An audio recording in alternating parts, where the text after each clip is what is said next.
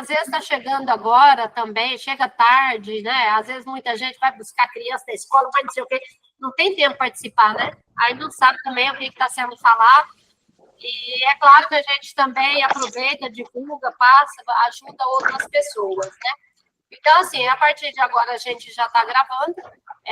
Aí o que vocês, como sempre a gente fala, a gente grava, né? E para poder disponibilizar aí para outras pessoas e também disponibilizar aí para quem pode participar, né?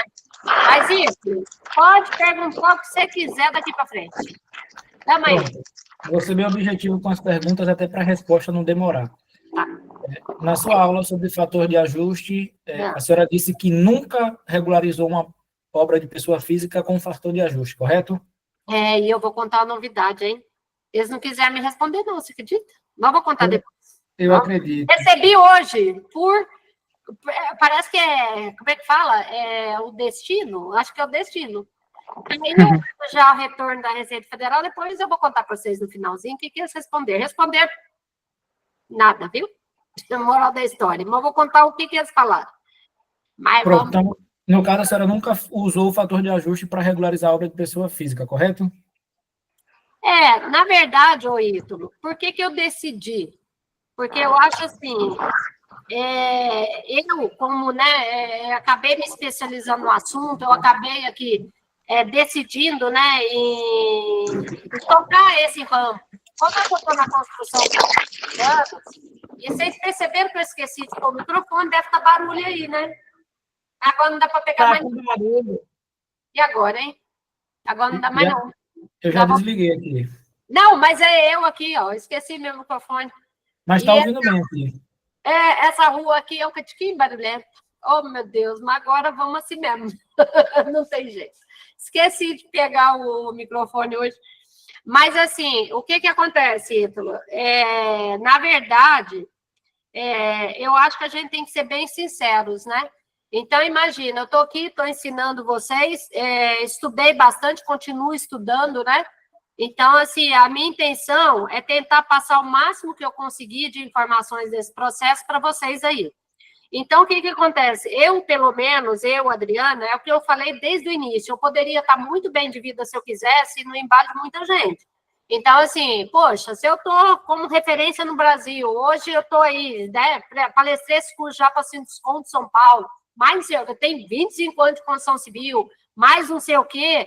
Então, assim, fica complicado eu bater o martelo, sendo que eu sou tributarista há mais de 30 anos e dizer que esse processo está correto. Então, no meu entendimento, não está. Agora, é claro que eu também não sou a dona da razão, né? Então, é por isso que, desde o início, eu vim falando para todos aí, gente, eu não concordo muito, porque eu sou da área tributária, eu entendo de outras obrigações acessórias que estão envolvidas, envolve também, né, parte trabalhista, mais isso, mais aquilo.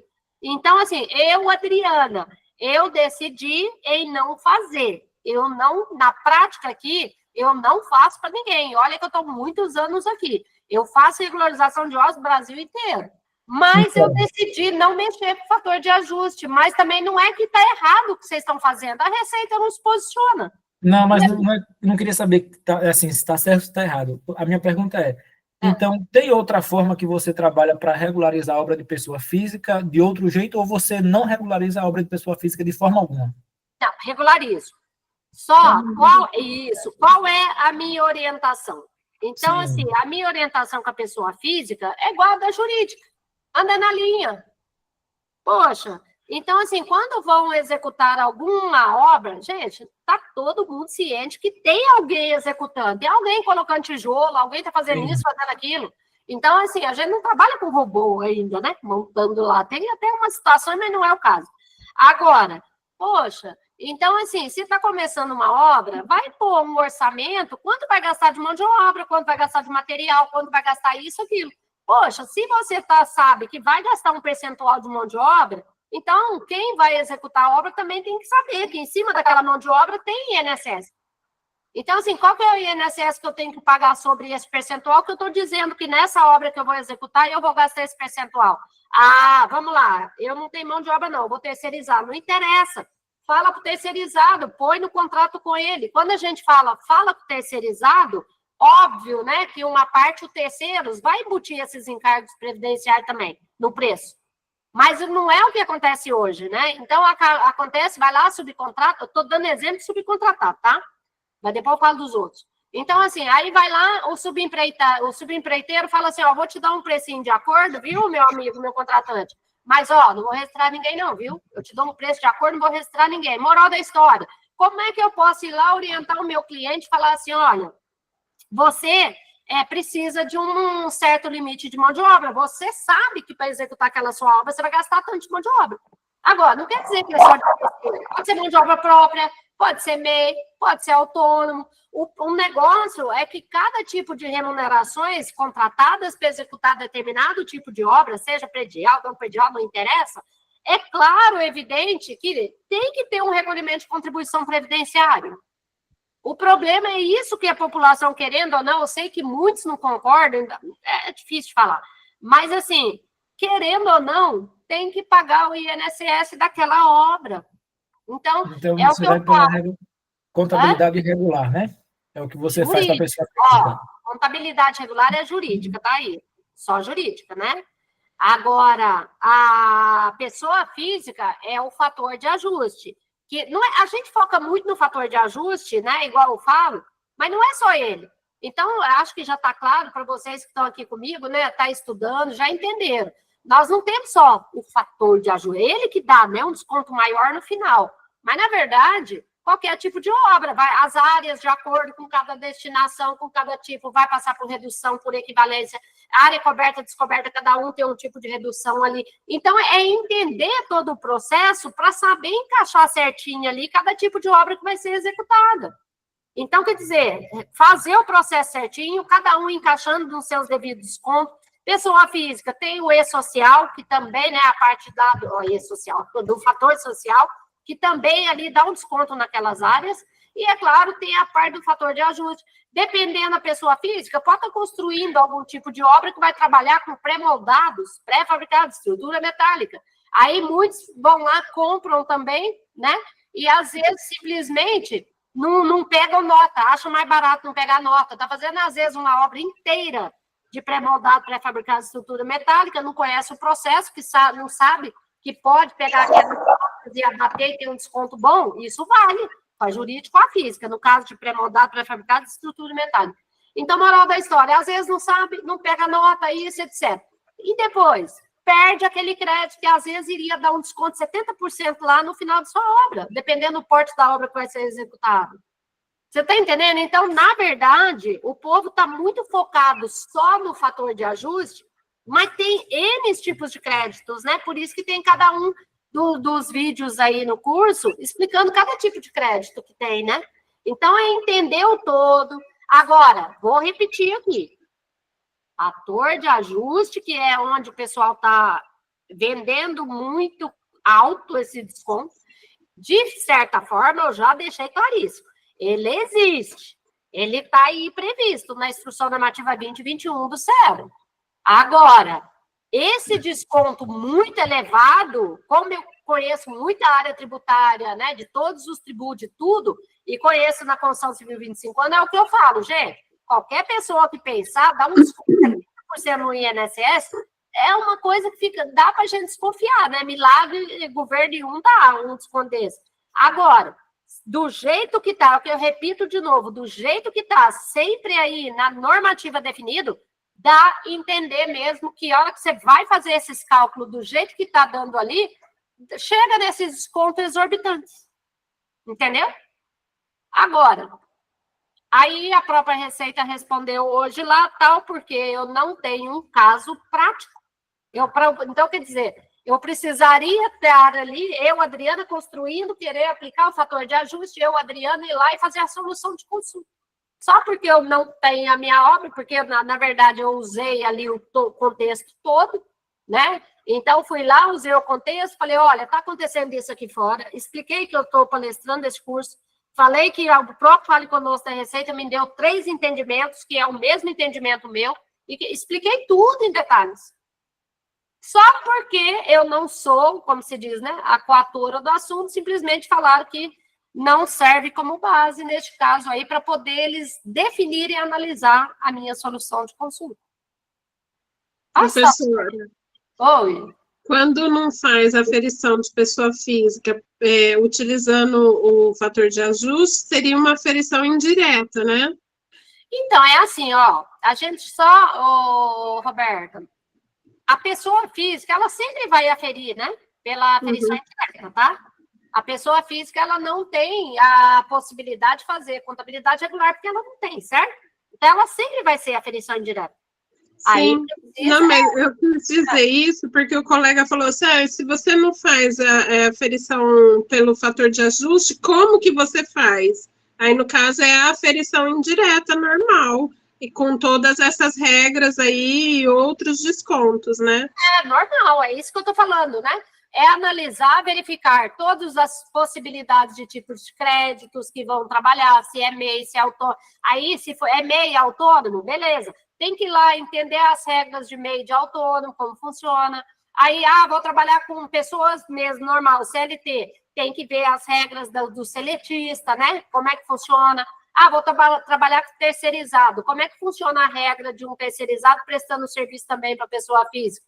Ué, o terceirizado não interessa. A gente não tem como controlar qual o tipo de mão de obra que o terceiro vai usar. Se ele vai contratar mão de obra própria, se vai ser MEI, se vai ser autônomo, se ele ainda vai subcontratar, porque a gente sabe que tem o sub do sub, né?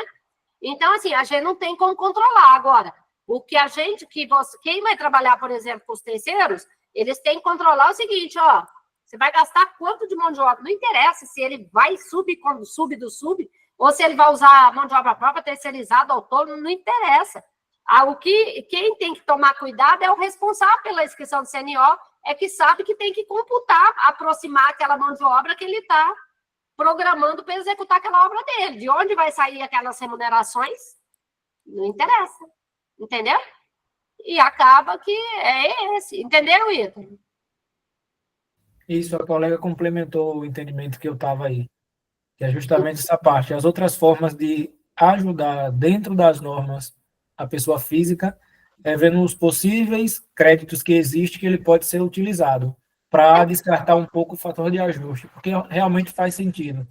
De todos esses descontos que está aí, ainda ele vem e dá, dependendo da metragem da obra, ou 50% ou 70% ainda mais de descontos, o patronal e os outros tudo lá fica zerado. Ele zera automaticamente. Vai zerar.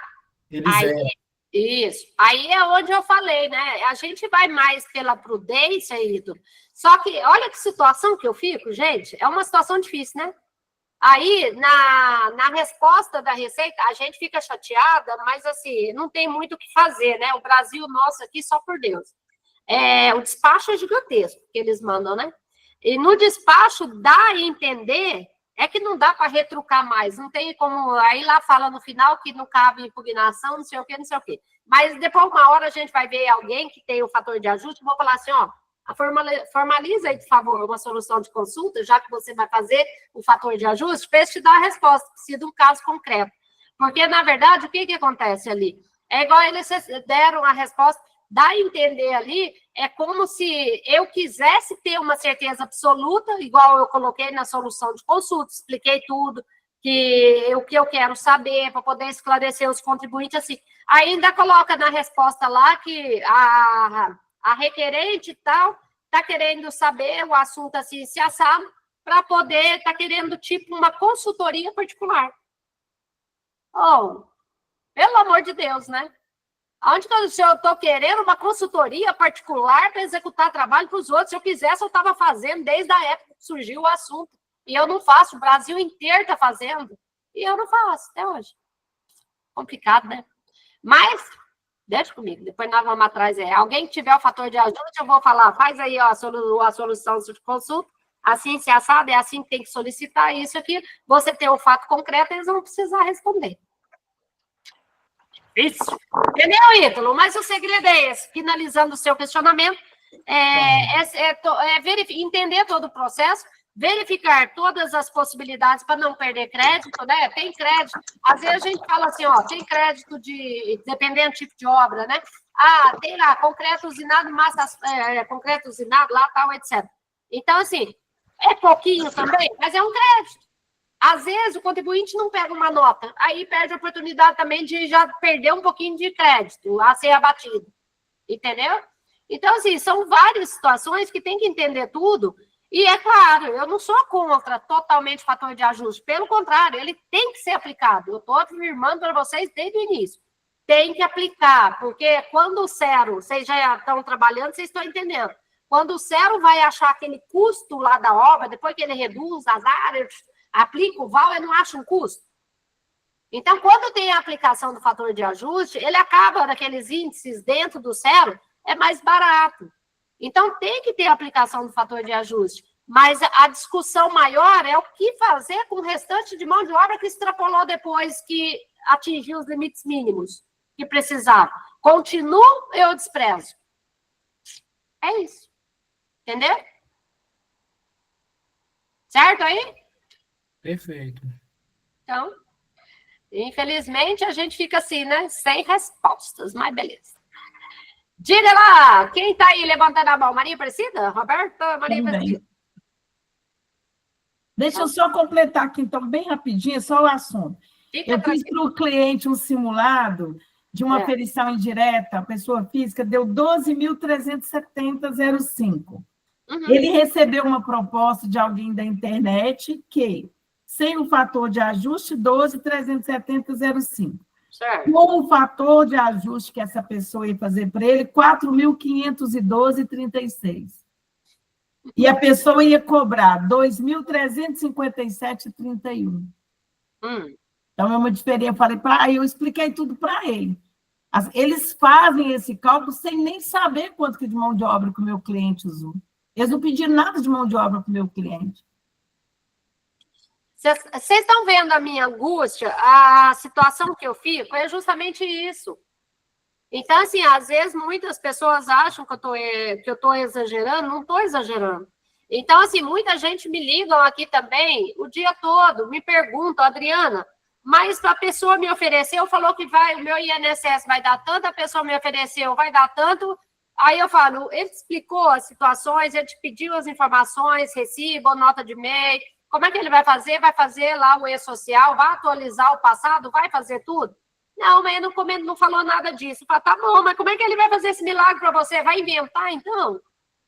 Olha que situação é difícil. E não pode, né? Então, assim, a gente tem que ter... E pior que parece que quem trabalha mais corretamente parece que está errado. Não estou entendendo esse Brasil nosso. Então, assim, poxa, se está lá... assim, tudo bem, eu já falei, né, até para vocês aí que são meus alunos, eu já sempre venho falando, gente, existe fator de ajuste, ele deve ser aplicado. Agora, tem que fazer o certo. Vocês estão aí, vocês estão estudando, vocês estão vendo. Então, assim, tem que fazer o certo, tem que ter a mão de obra, alocar no e-social. Não é como muita gente está fazendo, pelo que ligam para a gente e fala, né? Ah, mas estão lá, pegam uma nota agora no final, vou lá, faz um e-social de um período só, já atinge o fator de ajuste, às vezes está com a nota de 150 mil, pega só 50 mil daquela nota, põe lá os 50 mil, atingiu o fator de... Tá bom, e os outros 100? E no eventual fiscalização daqui 5 anos? Entendeu? Quando a Receita for aferir, verificar aquela aferição, vai falar, mas cadê a contribuição desse restante da nota? Ah, não, mas eu precisei só de 50. Meu, tá tudo errado, porque a pessoa tinha que alocar no e-social o que foi pago, de fato, em cada mês. Não é um único fazer um e-social numa competência só, tá errado. Entendeu? Então, assim, eu falei, gente, esse fator de ajuste aí, só por Deus, na nossa vida.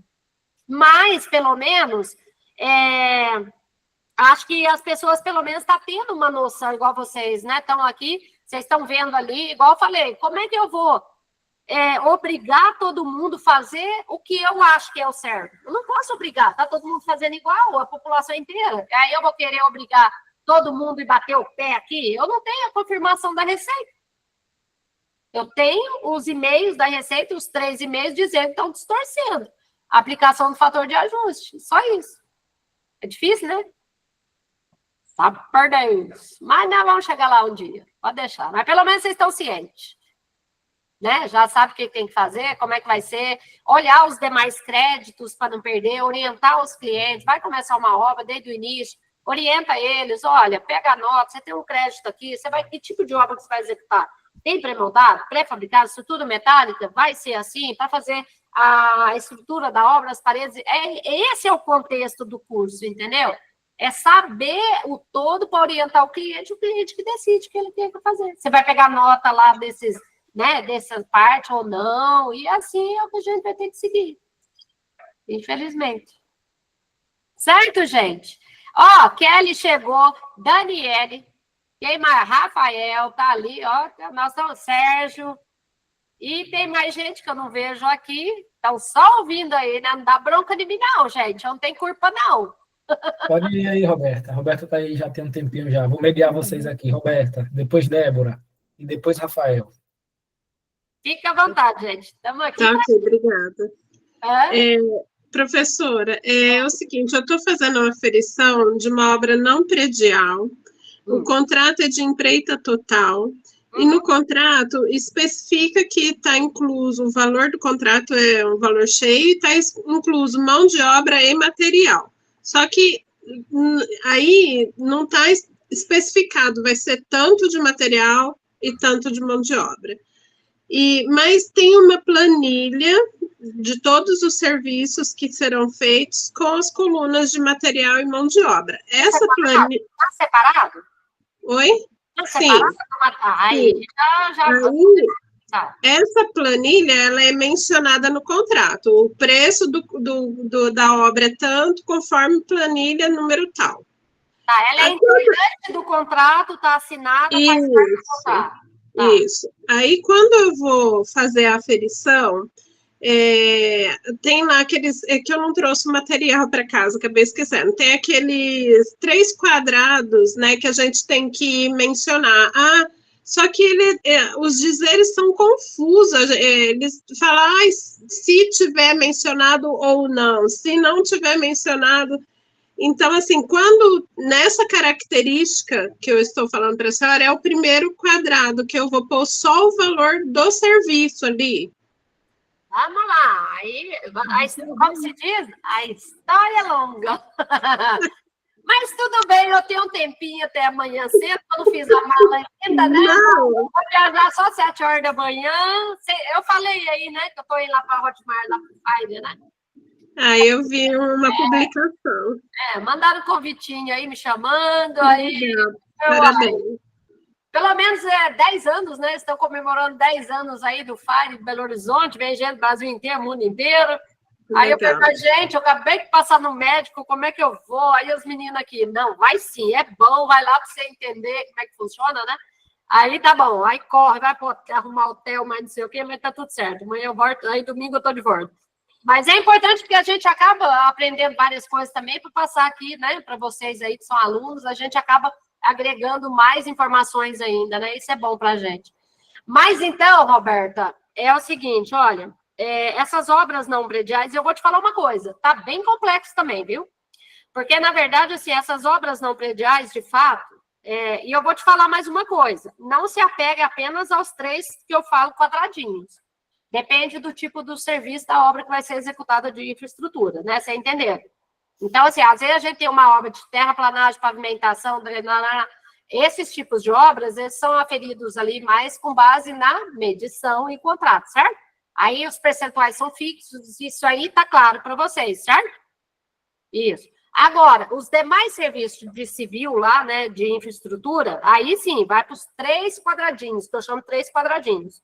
Esses 3 quadradinhos são os artigos que vocês visualizam, eu sempre orientando aí na normativa da IN 2110, lá de 2022. Até fugiu agora. Tá 2110, né? Então, de outubro de 2022. Então, o que acontece? Aqueles artigos lá, os 116, 117, etc, etc, eles definem ali como que tem que... E tá o curso aí de bônus para vocês, né? Alguém já foi lá assistir ele? Aí, viu, de INSS de bônus. Então, o que acontece? Essa normativa já atualizada essa IN 2110. Então, o que acontece? A legislação, ela vai determinando ali, ó, no contrato, o artigo, o primeiro lá, né, o 116 está lá. Se constar, se tiver uma cláusula, essas obras aí, de que vão ser aferidas com base no contrato, Se no contrato estiver estipulado que vai gastar X de materiais, X de equipamentos, X de mão de obra, e em valor. Antigamente, para vocês saberem, eu estou muitos anos na construção civil, antigamente, usava-se muito percentuais. Aí punha lá, percentual, 40% mão de obra, 60% equipamento, era assim, mão de materiais. Acabou. Então, a legislação determina isso. É o histórico do primeiro quadradinho. Se tiver uma cláusula no contrato dizendo assim, sabe, é o primeiro quadradinho. Você vai colocar o quê naquele primeiro quadradinho? Apenas o valor da mão de obra. Aí, o próprio CERO vai calcular a aferição, o INSS, com base no que você pôs de mão de obra no primeiro quadradinho. Aí, ela vai para o segundo. Não atendeu o primeiro, aí você viu que ele vai lá no segundo, que é o próximo artigo, e fala, tá lá, regido na nota, não sei o quê, vai lá, fala um monte de coisa. Então, ele vai e começa a discriminar pelo tipo de serviço que vai ser executado. Então, que a regra geral da construção acaba caindo 50%. Tá bom, então a base de cálculo poderá ser inferior a 50%, tal. O que acontece? O cálculo daquela contribuição previdenciária, ele já vai aumentar. Porque, às vezes, para aquele tipo de obra que está sendo executado de fato, às vezes gastou só 15%, 20%, vai depender do tipo de obra. Então, o que acontece? Se não atendeu o primeiro quadradinho, vai para o segundo. Aí já está tendo uma tributação previdenciária maior, porque a base de cálculo está em 50%. Não atendeu nem o primeiro, nem o segundo, é 100%, é o total da fatura que vai ser tributado. É onde eles vão pagar caro. Adriana, mas vai pagar caro como? No meu caso, é uma empresa, é uma pessoa jurídica. No momento que eu vou lá e marco que eu tenho contabilidade regular, não interessa o que você está falando aqui, dona Adriana, porque eu vou marcar, vai zerar de qualquer forma, aí é onde eu falo. E o que adianta zerar no primeiro momento, a hora que a Receita for avaliar, que ela tem todas as informações aí da sua empresa, ela vai falar assim, está querendo me enganar, aqui a fatura que vocês informaram na REINF. Lá na REINF tiveram uma retenção com base em tanto por cento de mão de obra. Agora você fala, eu vou aqui, olha no E-Social, você não tem quase nada de mão de obra, não tem folha, não tem quase nada. Você está entendendo o raciocínio? Vocês estão entendendo, né? O que eles vão fazer na auditoria. Que é igual aquilo que eu falei. Eu estudei 3 anos para auditor da Receita, claro, né? Faltou muita coisa para estudar. Mas já dá para a gente ter uma base. A gente que é da área, né? Quem é da construção civil, às vezes para o engenheiro, o arquiteto... Deixa eu ver aqui quanto... peraí. Às vezes, para o engenheiro, o arquiteto, advogado, né, estão aqui aprendendo nesse processo, é um pouco mais difícil de entender. Mas, assim, precisa captar essa mensagem. Então, não é o fato de flegar que eu tenho contabilidade regular e depois, na hora que a Receita for olhar todas as demais obrigações acessórias que ela for auditar no prazo de 5 anos, eles vão fazer essa checagem e vai ver que não está batendo as informações. Aí eu vou lá no céu, eu ponho lá no primeiro quadradinho. Não, meu contrato tem mão de obra, tem isso, está tudo discriminado em valor bonitinho, põe lá que foi 15% de mão de obra daquela fatura. Tributou ali, pronto, recolheu a contribuição previdenciária, eu estou informando que eu tenho contabilidade regular, que está tudo registrado bonitinho. Aí o que acontece? Do outro lado, você emitiu uma nota fiscal ali para o seu contratante. Aí, na sua nota, o seu contratante foi lá e te fez uma retenção com base em 30%, 50%.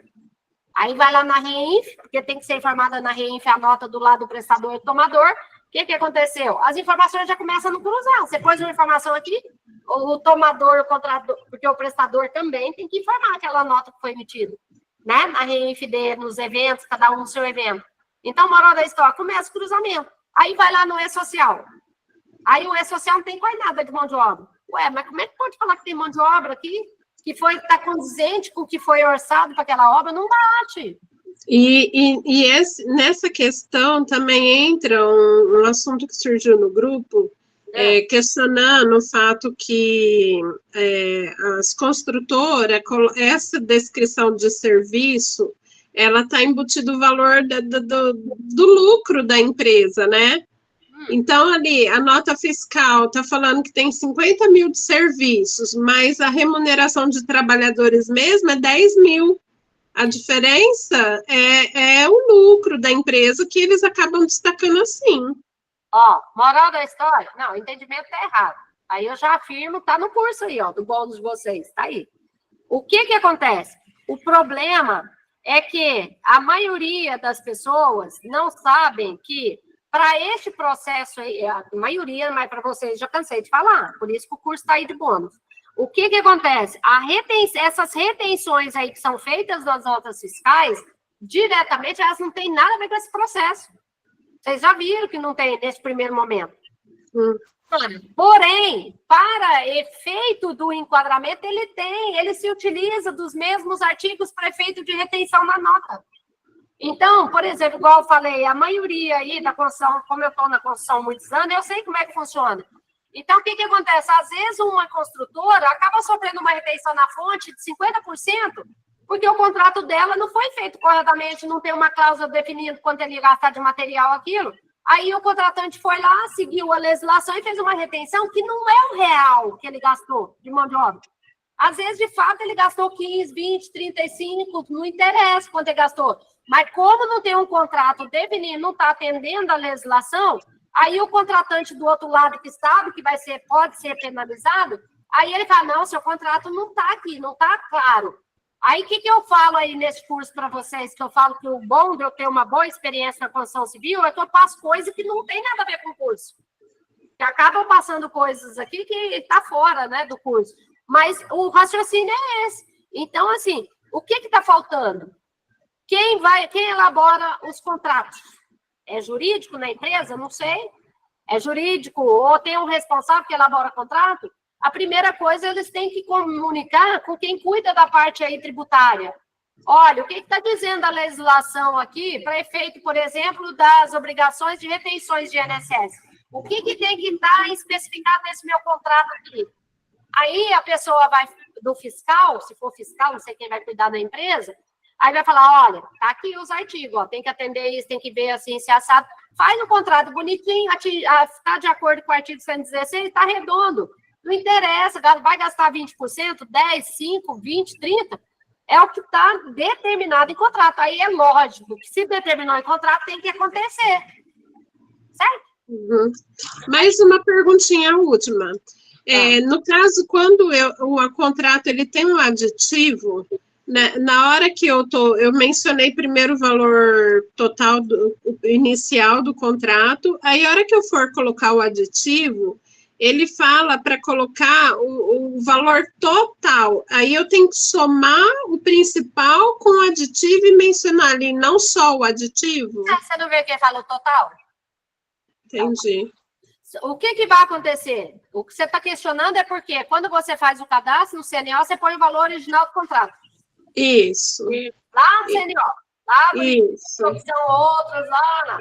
Isso. Aí, quando você começa a ir no CERO, ele pergunta lá em cima o valor do contrato. Tá lá, certo? Uhum. Aí, Sim. depois, você vai ver os aditivos, que você já entendeu, que eu já expliquei, que seja de prazo, tudo. Qualquer tipo de aditivo que tiver, tem que colar. Que seria... Aí, o que acontece? Se for aditivo que vai envolver valores, claro, aí ele vai perguntando por quê? Porque você está inserindo as notas de aditivo também. Sim. Que bater, você concorda? Se o seu valor, por exemplo, o seu contrato inicial original era 1.500.000. Uhum. Aí você tem um aditivo ali de 200, depois teve mais um aditivo de mais 300, mais não sei quanto. E vão entrar essas faturas aí também dentro, certo? Uhum. Certo. Aí você vai como se você estivesse acumulando, né? Aí no final da história, você acumulou, chegou no final, bateu com o total que você lançou de faturas. Tá bem. Certo? Tá bom. Obrigada, professora. Não vou nem entrar em detalhes, se for mais, se vai ter menos fatura, como é que vai ser a obra inacabada da rescisão de contrato. Você já entendeu aí, certo? Tô tentando entender tudo, é tudo muito complexo. Mas agora imagina o Brasil inteiro fazendo esse processo sem entender tudo isso aqui. É justamente o tanto de pessoas que pegam a obra para fazer a aferição sem entender tudo. É difícil. São corajosos. Mas vamos aprender, uma hora vamos aprender. A gente aprende na vida, eu sempre falo. A gente aprende na vida com os tombos que a gente leva. Aí a gente tem que procurar saber por que eu caí, por que eu levei esse tombo. Aí você vai procurar estudar, vai entender o assunto, você aprende. É assim, a vida é assim, não tem jeito. Os tombos que a gente levanta. Obrigada. De nada. Quem mais aí? Kelly também aqui. Débora tá aí. Vamos lá, Débora. Adriana, eu estou fazendo uma aferição onde a obra ela é desde 1992 que se iniciou. Essa obra ela tinha 913 metros quadrados. No entanto, em 2002...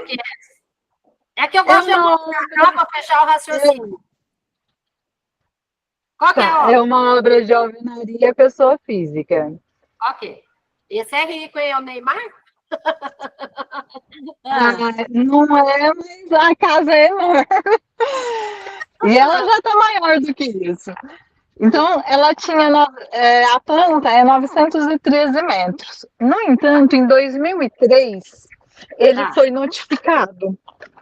Quando ele foi notificado, ele regularizou 876 metros, que era o que já estava construído.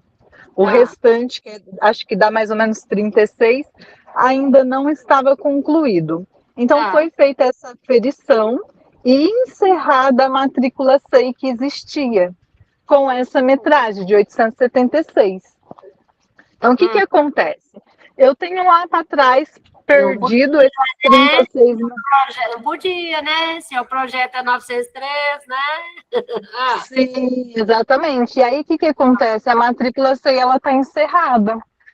A dúvida é, eu preciso pedir para reabrir essa matrícula e consertar a metragem, informando a metragem total e pedindo decadência desses 36 metros, ou eu posso simplesmente abrir uma CNO nova com essa metragem de 36 metros. Não. Aí que tem que tomar cuidado pelo seguinte. Primeiro, não se trata de um acréscimo, né? Por que regularizaram os 876? Não é um acréscimo. Não é. Por que fizeram? Era parcial. Então, lá na época, fizeram uma parcial. Sim. Isso. Mas será que marcaram que era uma parcial quando fizeram essas de 876 lá em 2003? Não está marcado que é parcial. Em nenhum lugar da matrícula SEI consta os 913.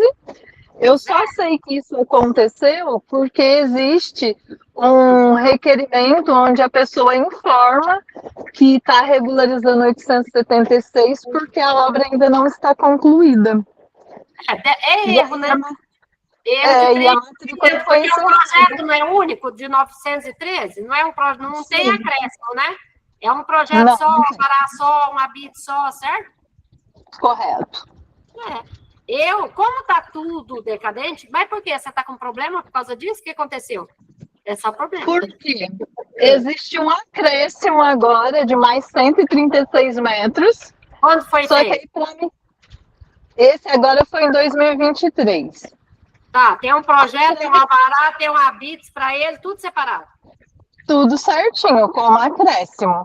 Só que aí, para mim fazer o acréscimo, primeiro eu preciso de regularizar o anterior, porque eu não tenho certidão negativa, nem dos 876, muito menos dos 913.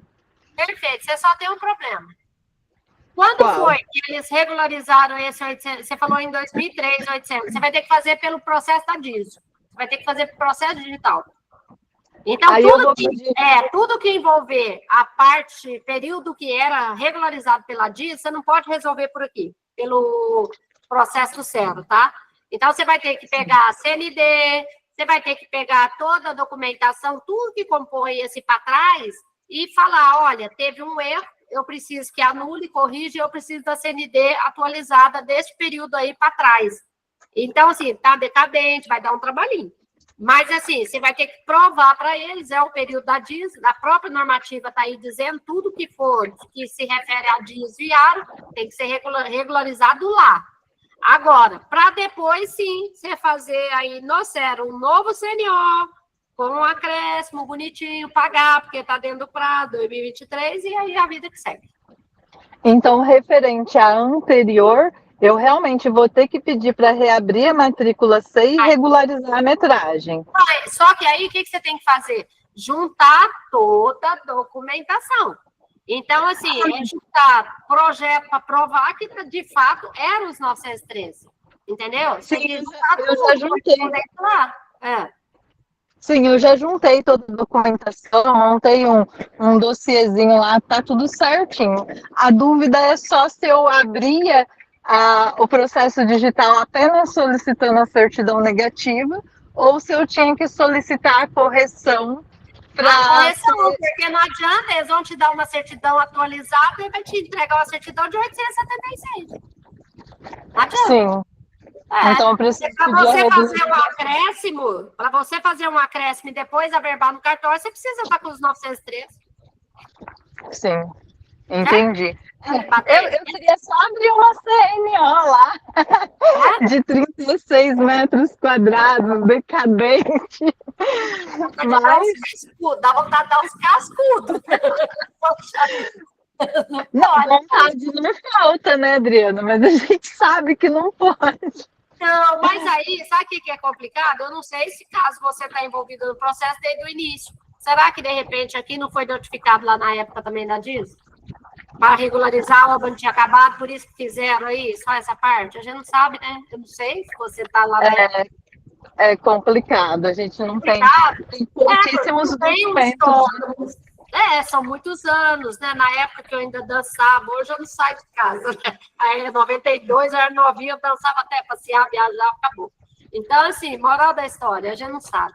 Então, se você vai ter que fazer isso, porque é claro, como você vai fazer um acréscimo de 136 em 876? Não pode. O cartório não vai aceitar uma certidão de 876 com 136. Sim.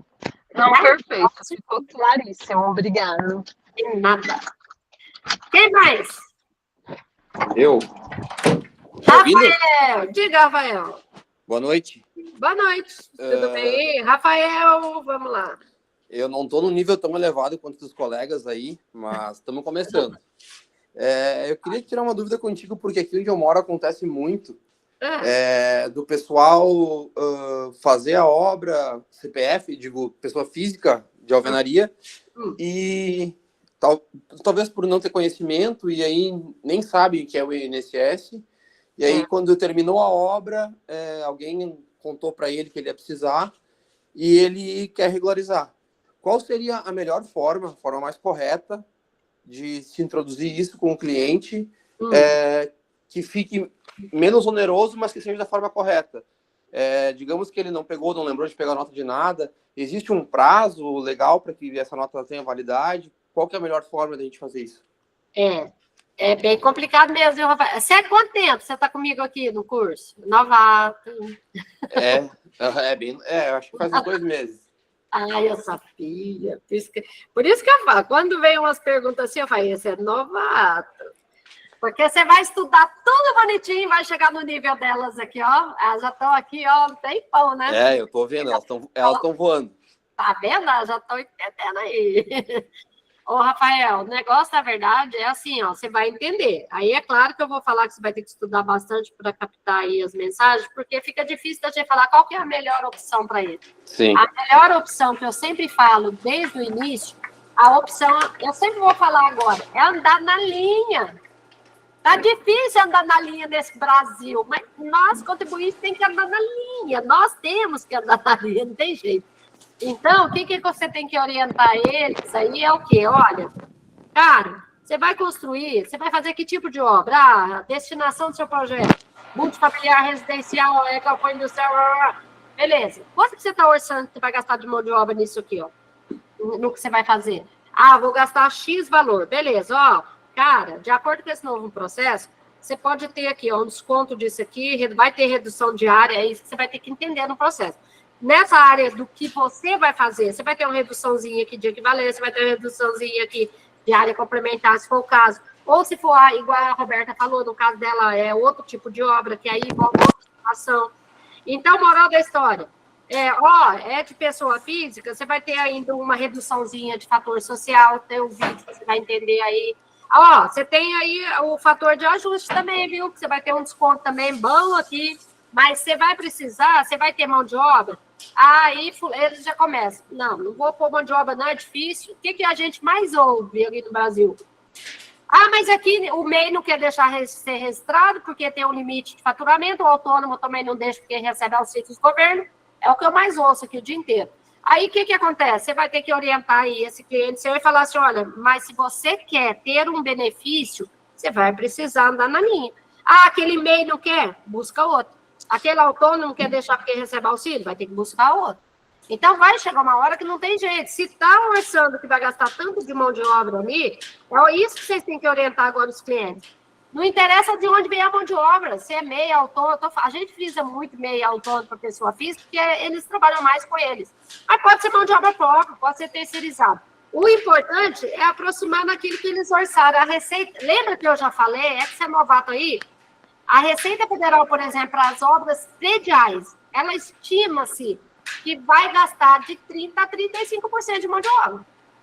Aí depois, a pessoa física vai lá construir, dona Adriana, eu mesmo construí, gastei nada, chamei meu vizinho, meu primo, final de semana, fiz churrasco aqui, deu churrasco para eles, nós mesmo fizemos a obra. A Receita Federal vai por presunção, não interessa ali, entendeu? Se não tiver nas regras de despesa, vai pagar do mesmo jeito.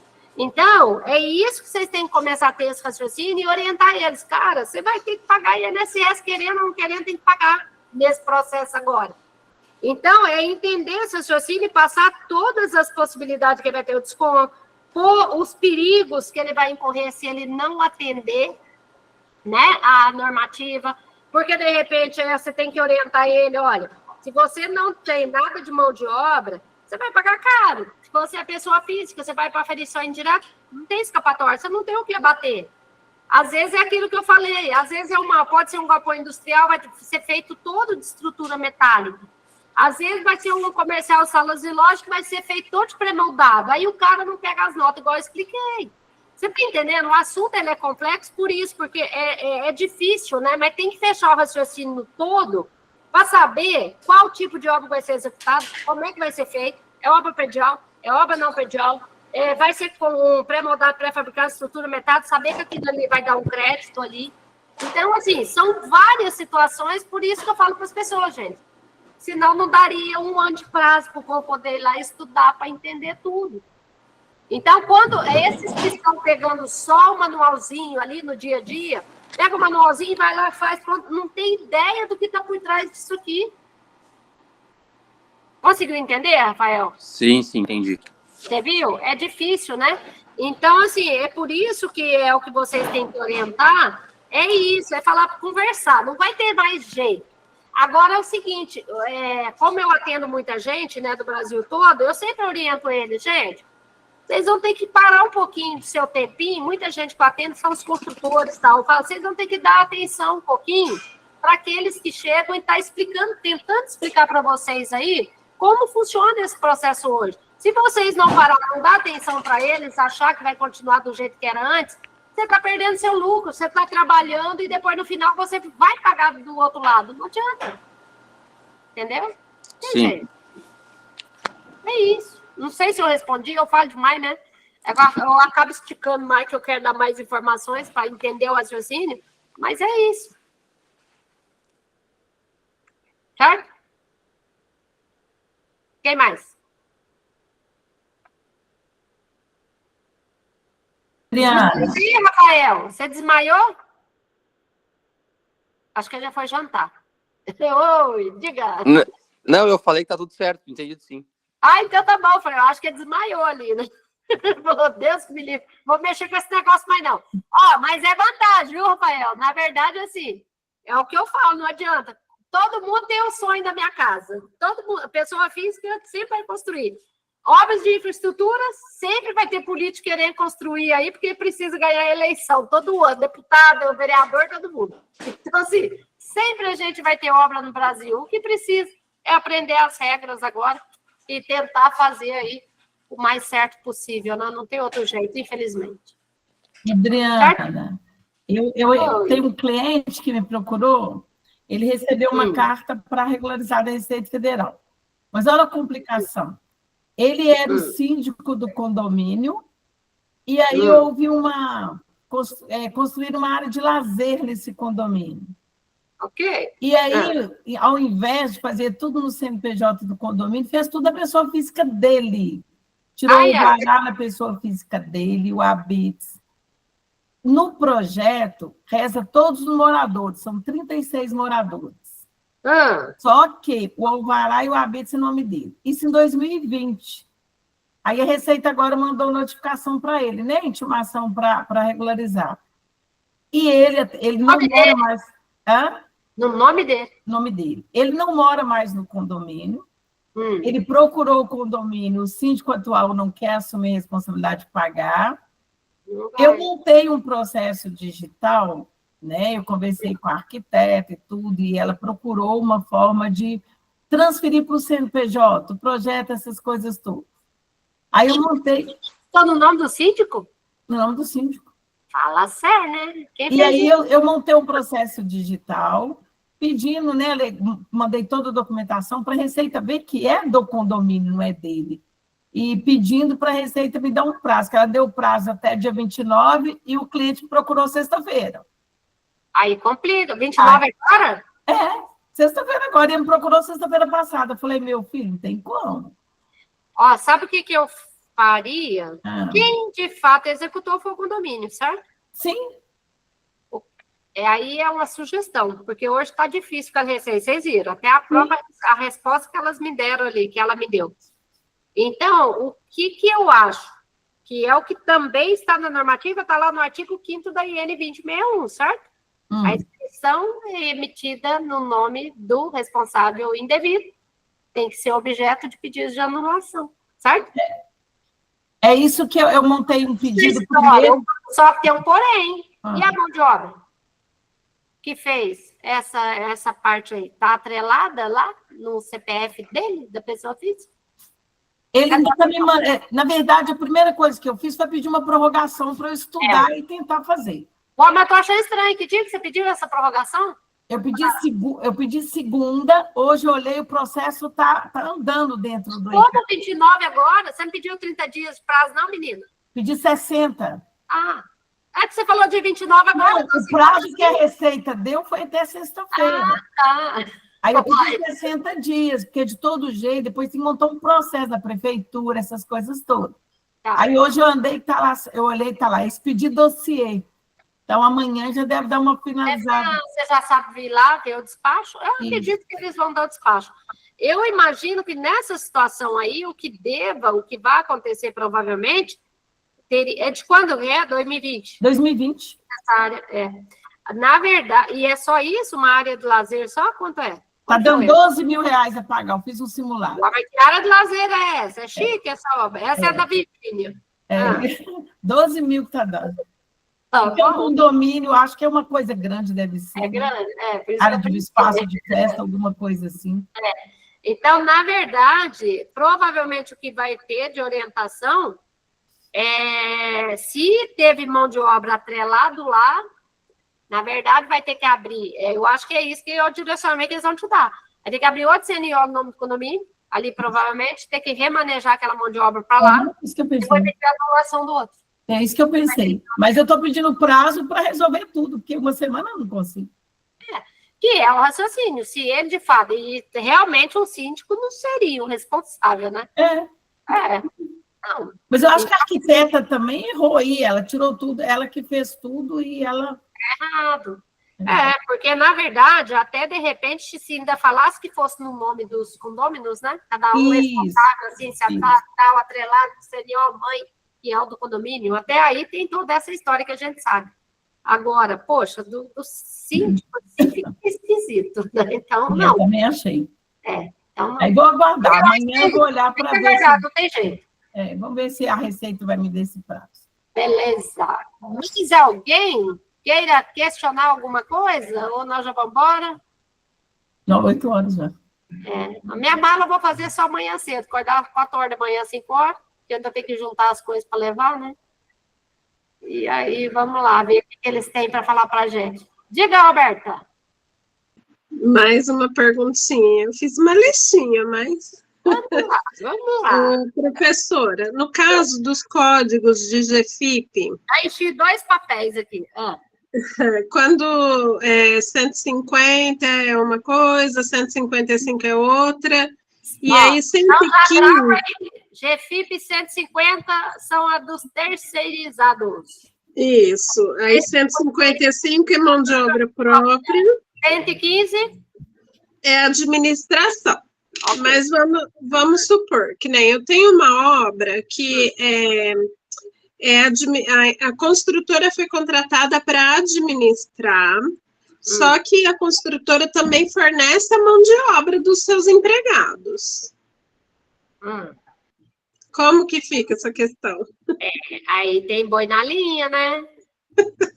Ô, Gemma, o que tem de bagunça nesse Brasil? Ah, nem te conto. E depois, como é que a gente encaixa isso na legislação? Me explica. Se ele é administrador, ele tem que estar só administrando. Agora, se ele está pondo mão de obra não sei o quê, é dele ali, construtor, empreitada parcial, certo?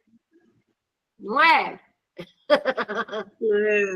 Então, aí já fica complicado, porque quando a gente fala um administrador, qualquer uma pessoa física, pessoa jurídica, pode contratar um administrador. Mas ele está só administrando ali aquele projeto, aquela obra, né? Ele vai comprar tudo o nome lá de quem é o responsável, material, contrator, prestador, isso. Agora, poxa, no momento ele está vestindo uma roupagem que não é dele. Tá. Né? Então aí fica como empreita parcial.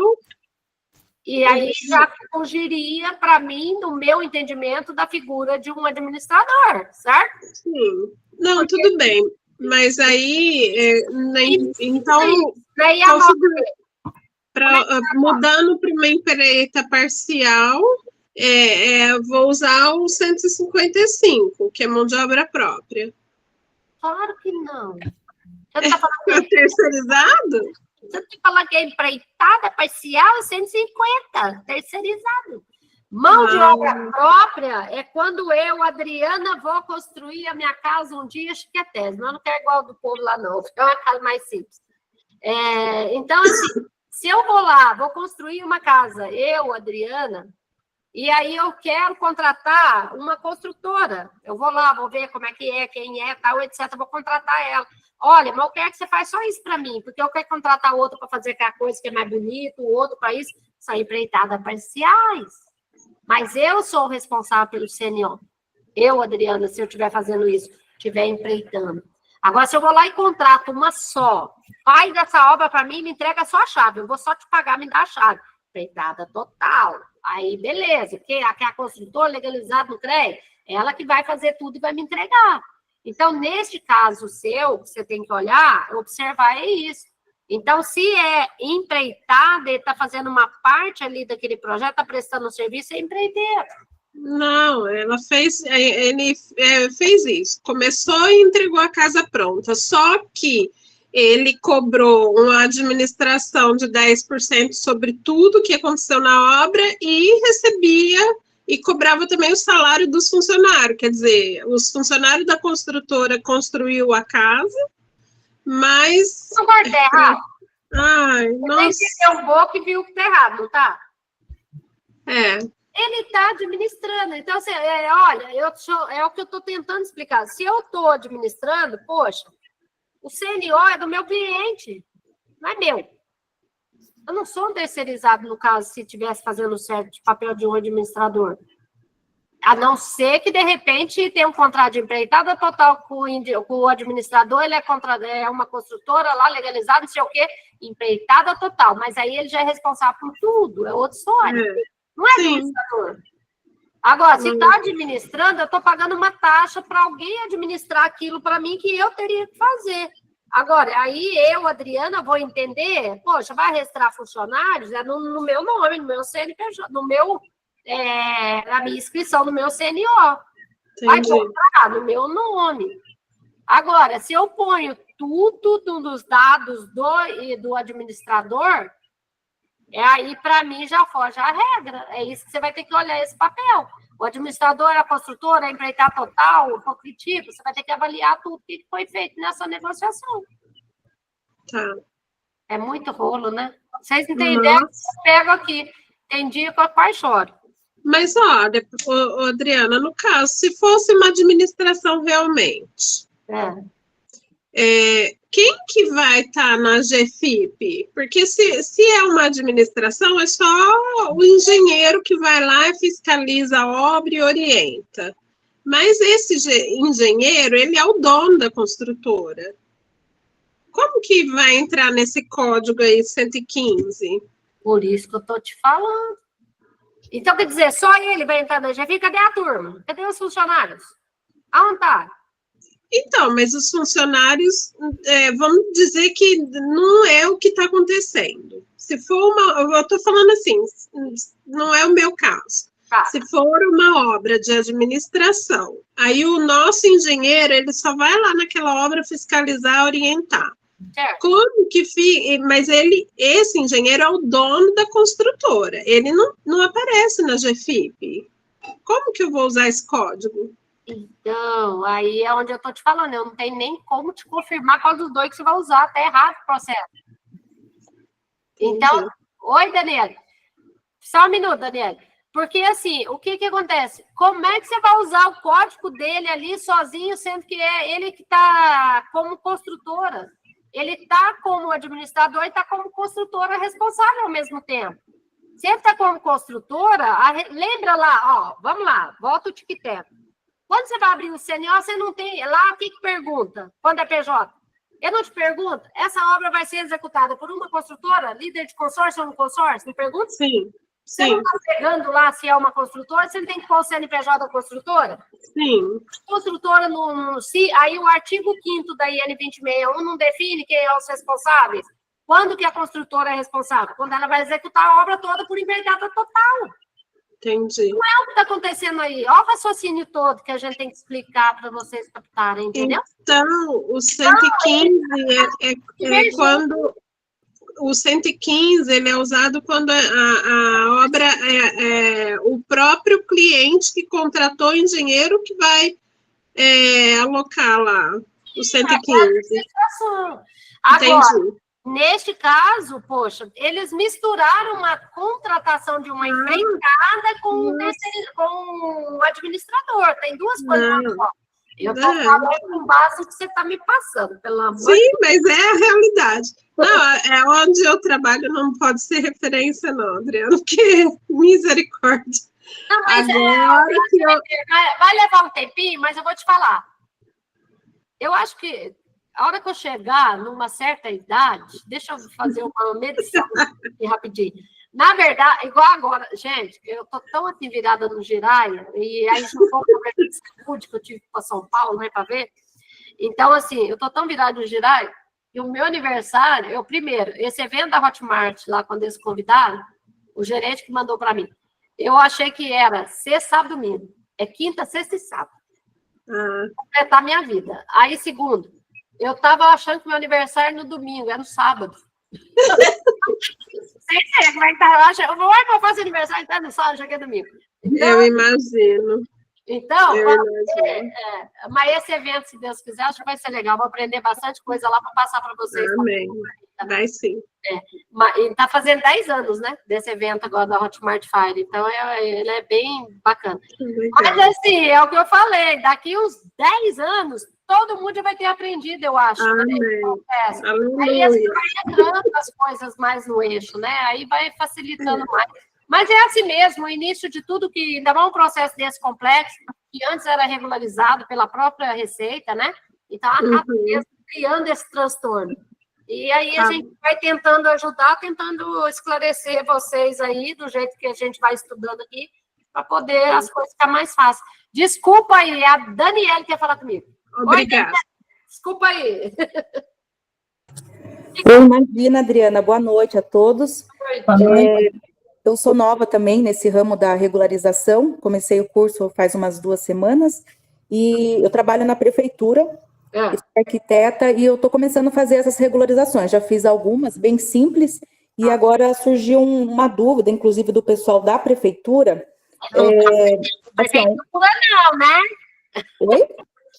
Na verdade, prefeitura também, porque o cliente, ele foi solicitar informação na prefeitura se ele precisaria cancelar o alvará por lá. E assim, como eu e uma colega minha de trabalho, a gente está meio por dentro desses assuntos, a gente está tentando ajudar de alguma forma, porque ninguém na prefeitura mexe com esse tipo de processo.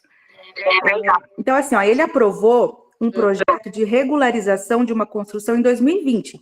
A obra já havia sido concluída no início de 2019. Ele tem nota fiscal, mas ele não regularizou nada.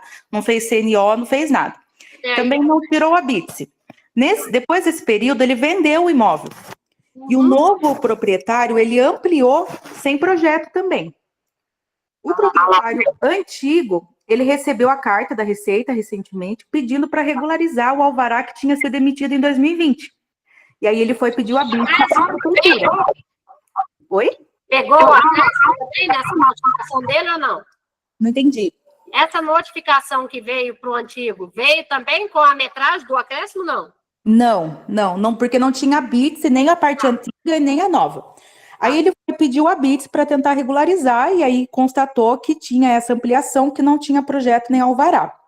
E agora ele está na dúvida se nós também, como prefeitura, se a gente cancela esse alvará de 2020, que estava em nome do antigo proprietário, justificando que ele vendeu o imóvel, e aí o novo proprietário, ele faz a regularização do imóvel todo no nome dele. Olha, aí é uma situação complicada, mas vamos lá. Eu vou falar fora de prefeitura, tá? Porque a prefeitura não pode estar envolvida nisso. É por isso que o pessoal pergunta muito para a gente também, né? Então a gente tenta ajudar de alguma forma. Nossa, o dia inteiro falam aqui para mim, Adriana, eu fui lá, dei a entrada do meu alvará lá e a prefeitura abriu o meu CNO. Eu falei, a prefeitura não abriu o CNO. Abriu e bate pé. Eu falo, não abriu. Se abriu, eles estão fazendo errado, porque não pode, é proibido, né? Então, eu já até comentei, você é novata aqui, mais uma vez até, né, uma pessoa bateu o pé comigo, não sei o quê, eu tive que questionar o Fale Conosco, e eles mandaram para mim aqui, eles queriam o nome da prefeitura, para ir atrás deles, porque eles falaram, responderam para mim dizendo, é expressamente proibido e, de fato, a prefeitura não pode abrir CNO. Quem pode abrir é o contribuinte, o responsável, ou a Receita Federal de ofício. Então, é isso.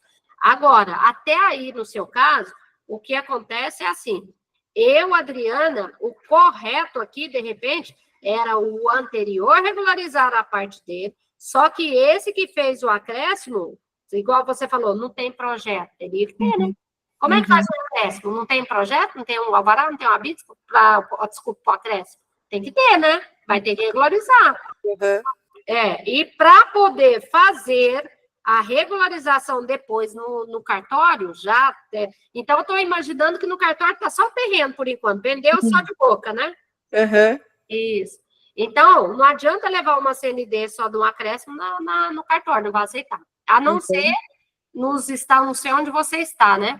Mas nós sabemos aí, você já deve ter visto a gente falar, que tem uns 3 estados que conseguiram uma liminar que não precisa apresentar a CND para averbar o imóvel no cartório, certo? Mas não quer dizer que não precisa ter a CND da Receita. Tem que ter, de qualquer forma. No estado não, mas está sim. Já tem alguns imóveis sem apresentar a CND. Já tem. Eles até falam, quando você vai perguntar no cartório, eles falam que está como opcional. Opcional, quem vai levar, né? Não vai. E é só obra de financiamento menos de 70 metros quadrados, aí não é obrigatório. Depende também, né? Depende, se enquadrar na situação da né? Não é geral, não, porque às vezes o pessoal acha que esse menos de 70 metros já está dispensado, não está, não. Tá na época. Mas, assim, moral da história, Daniel, o correto ali é regularizar o primeiro. Agora eu vou te falar uma coisa. Não sei se você chegou a passar lá já no curso, tem uma parte lá na IN do CNO, da 2061. Tem uma parte lá onde fala do responsável pelo CNO. Dá uma olhada nos parágrafos. Às vezes o povo não vai nos parágrafos. Então, às vezes, dependendo ali, pode ser o responsável pelo CNO. Acho que eu não lembro de cabeça qual que é o número ali do último. Ele fala, de repente, a pessoa interessada que esteja com vínculo, né? Lá com aquela obra tal. Então, tudo vai depender do que está no contrato, o que foi negociado. De repente, o próprio comprador poderia até, de repente, fazer uma para ferir essa parte da que é existente lá, anterior, decadente, e depois abrir um outro CNO para a parte do acréscimo, entendeu? Vai depender do que está aí, do que foi feito, o que foi negociado, eu não sei. Porque a prefeitura, ela não quer emitir o ABITS porque o projeto não está completo, né? Tem que fazer. Por isso que eu falei, não tem jeito. Então, assim, cada caso que acontece, eu falei que eu aqui, eu não faço aferição normal. Até agora, acho que eu não fiz nada aferição normal. Eu só faço as anormais, né? Só chega aqueles problemas lá, acho que eles vão para a internet procurar e descobrem. Aí só vê, cada caso que eu pego aqui, vocês têm ideia. Mas é isso, então não tem jeito, não dá para pular etapas, né? Você já viu aí que não dá para você fazer um acréscimo em algo que não está ali regularizado à área anterior. Você vai levar uma CND só do acréscimo no cartório, o que estiver exigindo ainda a CND. A Receita, até então, ela não descobre que você fez errado. Até então, ela não está sabendo, mas no prazo de 5 anos, ela vai ver. Uai, mas fizeram uma acréscimo, cadê a área existente que não está aqui? Mas aí, no caso, esse proprietário antigo, ele pode, então, pedir o cancelamento desse alvará e deixar que o novo proprietário regularize tudo. Aquilo que eu falei, vai depender do que foi negociado. Sei? O que eles negociaram em contrato quando ele vendeu tudo, é o que a legislação determina. Você pode ver, tá aí, na IN 2061. Então, tá falando. Também, pode ser muito interessado, pode lá, de repente, ele pode também abrir o CNO. Agora, não é a torta ali, eles não vão detalhar tudo, né? Então, aí é o que a gente vai verificar, né? Então, como é que ficou negociado? Ah, tá bom, eu sou interessado, eu comprei, eu preciso regularizar isso, aquilo, tá, o outro não fez, aí é onde tem o perigo também. Neste caso que você está falando, você falou antigo, né? Qual que é a área existente? É de que período mesmo? O projeto de regularização foi em 2020, mas ele fala que a construção foi finalizada em 2019. A existente ou o acréscimo que foi em 2019? A existente. Então, aí está no período decadente, ninguém vai ficar no prejuízo, vamos falar assim? Isso que eu imaginei também. Se ele tiver que regularizar tudo, o outro proprietário vai sair zerado. Se for uma obra de um período não decadencial e o comprador vai querer assumir isso, então. Pagar o INSS de uma coisa que não era dele, não vai. A decadente até aí ele assume. Agora, uma coisa que não era dele, ele vai, de repente, vai depender de porte de obra. Imagina uma obra de 1.000 metros quadrados, quem comprou não está regularizado, ele vai lá e assume. Então, no caso, se o antigo proprietário for fazer a regularização da parte dele, aí, no caso, a prefeitura vai emitir o habite da obra total perante o projeto total. Aí ele pode regularizar uma parte, abrir um CNO de uma parte. É isso que eu não entendi. Não é o correto. Então, por isso que vai ter que ver direitinho. Se o anterior vai regularizar a área, que é o que ele fez, teoricamente, ele tinha que ter um projeto da área que ele executou. Sim, não sei, ele vai fazer agora. Mas vai fazer tudo então, aí que vocês vão ter que ver lá, vai fazer tudo no nome agora desse atual? Então, o que eu imaginei é que a gente poderia utilizar o projeto antigo, dizendo que existe... Ativo, certo? Vamos supor, existe o projeto, essa parte antiga tem um projeto, só que está no nome do antigo proprietário. Aí o novo proprietário faria o projeto da ampliação no nome dele, dizendo que a outra parte já tem um projeto nesse alvará de 2020. Não, então, mas aí você concorda que você está falando de 2 projetos? Um vai ser do acréscimo do novo proprietário. De qualquer forma, são 2 inscrições. Daí não pode, né? São 2 inscrições. Agora, vai misturar o acréscimo com essa área existente, uma parte que era do outro e essa daquele? É por isso que eu falei. Que vocês vão ter que verificar como é que foi feito isso. Agora, o correto... Se a área existente já tem um projeto lá, é fazer aquele, tira CND, está decadente, tem que ter pelo menos 3 documentos comprobatórios, né, para depois você repetir. Ok, não vai pagar nada, está decadente, comprovou. Agora, o correto, quem fez o acréscimo vai tirar um outro alvará, outro projeto, tudo ali para fazer o que é dele. Juntou as duas, bateu o total do que tem hoje, certo? Do que ele comprou. Mas aí o novo proprietário vai tirar a CNO no nome dele. Do acréscimo, claro, não foi ele que fez. Tem que ser, Se ele vai fazer um projeto no nome dele, ele que fez o acréscimo, ele fez tudo. 2 CNO para a mesma obra? Claro! Opa! Aonde você está no curso? Quantos meses? Quantos dias? 2 semanas. Vou arrancar suas orelhas. Mas você vai aprender ainda, tem tempo. Quanto tempo você está aí, Maria? Tá. É verdade. Quando há mudança de proprietário, pode ter 2 CNO, né? Caso contrário, não. Não é isso que eu quero dizer. Você tem que entender no processo CNO do cadastro, é assim, Quando a gente vai falar de um acréscimo, de uma reforma ou demolição, é em algo que existe. Uhum. Como é que eu vou fazer um acréscimo em algo que de fato não existe ainda? Como é que eu vou reformar alguma coisa que teoricamente não existe, uma demolição de algo que não existe? Então, teoricamente, se eu vou fazer um acréscimo, teoricamente eu tenho que estar um projetinho, um alvará, um habite para aquele acréscimo. Estou acrescentando mais 2 cômodos, 3 em algo que já existe, um exemplo. Entendeu? Então, alguém tem que cuidar da parte anterior daquela reforma, daquele acréscimo, daquela demolição. Aí é onde eu falei, é aí que tem que ver onde está. Agora, se vai misturar tudo, se de repente vai sair um projeto único, no nome de quem comprou, é onde eu falei, aí você que vai ter que avaliar aí. Aí tem que ver o que ficou decidido em contrato, se jogou a responsabilidade toda para quem comprou. Aí, se quem comprou, ele está pegando a área que era anterior, a existente, a responsabilidade, igual eu falei, até aí, sendo uma parte decadente, que não vai dar prejuízo para ele, ok. Agora, como é que alguém, de repente, nós estamos falando de obra, a gente não pode pensar em obra pequena, a gente tem que pensar que nós podemos ter obra de valores exorbitantes. Aí você acha que um novo comprador, que o outro mandou na linha, não pagou INSS, não teve isso, não teve aquilo, não dá para vincular para pegar os créditos do outro. Como é que vai fazer? Alguém vai assumir aquela bomba do lado de cá, se não era dele? Você está entendendo o perigo que é? Ele, na verdade, ele queria que o antigo proprietário regularizasse a parte dele. Mas aí que ficou a dúvida, porque daí ele não conseguiu o habite-se, porque vai ter que acrescentar essa ampliação no projeto para conseguir o habite-se. Na verdade é aquilo. Da área existente do anterior, eles não deram entrada no habite da existente Não. do anterior? Não tinha nada, eles foram pedir só agora. Acabou que saiu num tudo, saiu de uma parte que era do outro, junto dentro do habite que é desse. Mas, é o que eu te falei, não é proibido. Esse pode fazer, ele pode assumir. Agora... Não vai ter prejuízo, né? Mas numa outra situação não daria, né? Estou tentando explicar. Neste caso seu, ele não vai ter prejuízo. Tá? Certo, tá bom. Mas você tem que pensar aí para ver direitinho. Tudo tem que analisar, né? O que foi negociado, o que não foi, que projeto está fazendo, é 1, é 2, é complicado. Na verdade, ele não é nem meu cliente, eu estou, na verdade, tirando a dúvida como prefeitura mesmo. Porque ele bateu o pé que ele queria que o antigo proprietário regularizasse e ele queria fazer a parte dele. Ele está preocupado, você concorda?